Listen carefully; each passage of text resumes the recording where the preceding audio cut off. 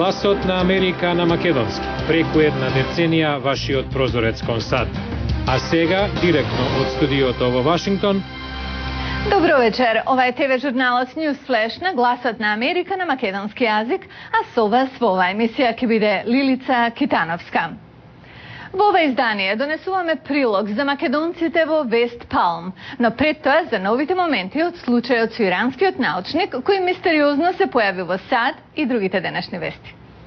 Научникот за нуклеарна енергија, кој исчезна пред повеќе од една година и мистериозно се појави во Вашингтон, наводно е напад за Иран. Многу непознати во оваа приказна, но портпаролот на Иранското министерство за надворешни работи, цитиран од Државната новинска агенција на Иран, кажа само дека Шахрам Амири е напад за дома преку трета земја. Од американска страна, државната секретарка Хилари Клинтон вели дека научникот бил во Соединетите американски држави по своја волја и дека никој не го запирал да замине. Иран стои на тврдењето дека Амири е грабнат од ЦИА минатата година. British Petroleum за еден ден го одложи почетокот на тестирањето на новиот поклопец за запирање на протекот на нафта во Мексиканскиот залив, откаде веќе 3 месеци се излеваат милиони барели нафта, заради, како што се вели, потребата од поголема анализа пред клучниот тест. Американскиот оддел за правда вели дека уште 4 полицајци од Нью Орлеанс се обвинети за оружениот инцидент, во кој загинаа 2 лица откако ураганот Катрина го поплави градот во 2005 година. Американскиот главен правобранител Ерик Холдер по овој повод кажа: властите нема да толерираат грешки од лица кои дале заклетва дека ќе го штитат јавниот интерес. Полицајците се изјасниле за виновни.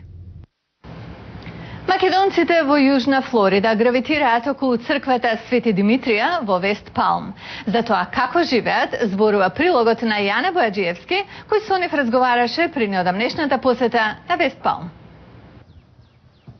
Скопјанецот Драган Пациновски е подпредседател на Македонската црковна заедница во општината Вест Палм во сојузната држава Флорида. Во САД живее веќе 13 години и е еден од најангажираните во заедницата. 1987 година се првите корени кога се донела одлука да се прави црква. Меѓутоа црквата, оваа црква како црква не е од тогаш. Меѓутоа тогаш се донела одлука и е регистрирана како црква, меѓутоа на хартија, што се вика. Црквата била завршена пред неколку години. За празниците атмосферата е иста како во црквите во татковината. Најмасовно е на Великден. Во чест на патронот Свети Димитрија, секоја година се организираат народни забави до раните утрински часови. Црквата се уште не осветена, но за други големи празници доаѓаат свештеници од други епархии, најчесто од Канада. Таа е обединувачки фактор, вели Прциновски. Политиката е едно, меѓутоа јас сум убеден дека ни една амбасада, ни еден конзулат не може толку да го обедини нашиот народ овде како црквата што може во Америка, Австралија и Канада. Лена Гоговска во текот на работната недела е медицинска сестра во Вест Палм, а за викендите е секретар на црквата. Македонците во Јужна Флорида секоја недела се собираат со тоа што ова им е нивниот дом фактички, каде што сите македонци ќе се соберат, се дели ручек неделен, домашни јадења се прават, сите жени готват, затоа што ова е нова црква. Еднаш годишно во првата недела од март црквата организира и традиционален излет со иселеници од други делови од САД, Канада и Австралија.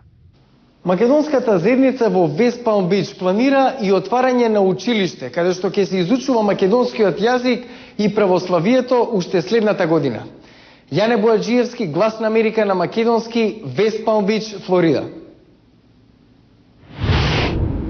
Режисерот Оливер Стоун, оскаровец и познат по контроверзните критики на политичари како Џорџ Буш и Ричард Никсон, но и хроничар на настани како атентатот на Џон Кенеди, неодамна излезе со уште еден контроверзен документарен филм «Јужно од границата».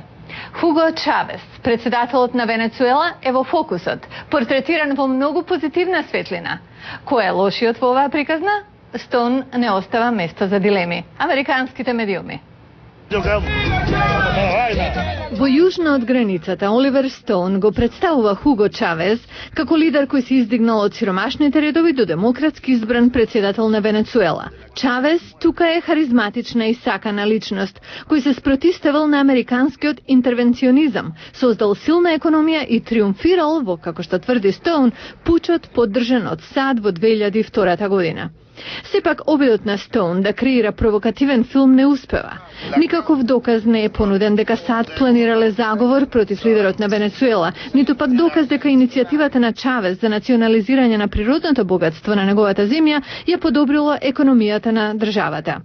Напротив, вели Майкл Шифтер, председател на Think Tank групата од Вашингтон, Inter-American Dialogue, вели дека последните 4 години Венецуела осиромашила, производството на нафта се намалило, а инфлацијата во земјата скокнала.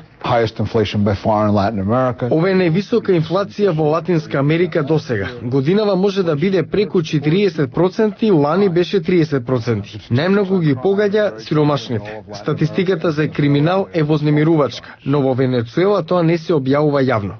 Стоун не зборува за социоекономските прашања на Венецуела. Останува фокусиран на американските медиуми, во кои Чавез е диктатор и демагог. Шифтер не се согласува со тоа. Тоа не беше честно. Не дека нема простор за критика, но еднострано представување не е реална слика.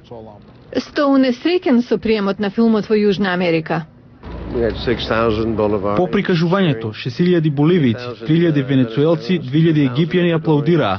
Беше прекрасно. Ова не е само филм, ова е движење. Северна Америка сака да ги дестабилизира овие земји. Сепак пријателството евидентно во филмот меѓу лидерот на Венецуела и режисерот го отвара прашањето: што е тема на филмот? Одговорот останува на вас.